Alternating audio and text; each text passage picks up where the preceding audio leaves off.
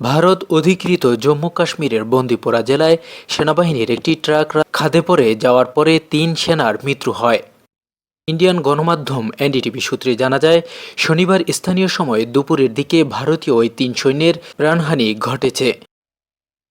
প্রতিবেদনে বলা হয়, বন্দিপোরা জেলায় ভারতীয় সৈন্যদের বহনকারী একটি ট্রাক রাস্তা থেকে ছিটকে গভীর খাদে পড়ে গেছে। দেশটির সরকারি কর্মকর্তারা বলেছেন, বৈরী আবহাওয়ার কারণে এই দুর্ঘটনা ঘটছে বলে ধারণা করা হচ্ছে। দুপুর ২:৩০টার দিকে বন্দিপোরা জেলার এসকে পায়েন এলাকার কাছে এই ঘটনা ঘটেছে।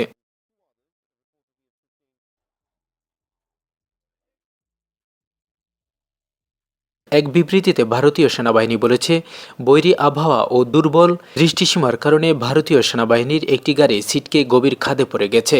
এ ঘটনায় আহত সৈন্যদের কাশ্মীরে স্থানীয় বাসিন্দাদের সহায়তায় উদ্ধারের পর তাৎক্ষণিকভাবে হাসপাতালে নেওয়া হয়েছে। সৈন্যদের উদ্ধারে সহায়তা করায় আমরা নাগরিকদের প্রতি কৃতজ্ঞতা প্রকাশ করছি। দুর্ভাগ্যবশত মর্মান্তিক এ দুর্ঘটনায় ৩ সাহসী সৈন্য প্রাণ হারিয়েছেন। ভারতীয় সেনাবাহিনী শোকসন্তপ্ত পরিবারের প্রতি আন্তরিক সমবেদনা জানায়।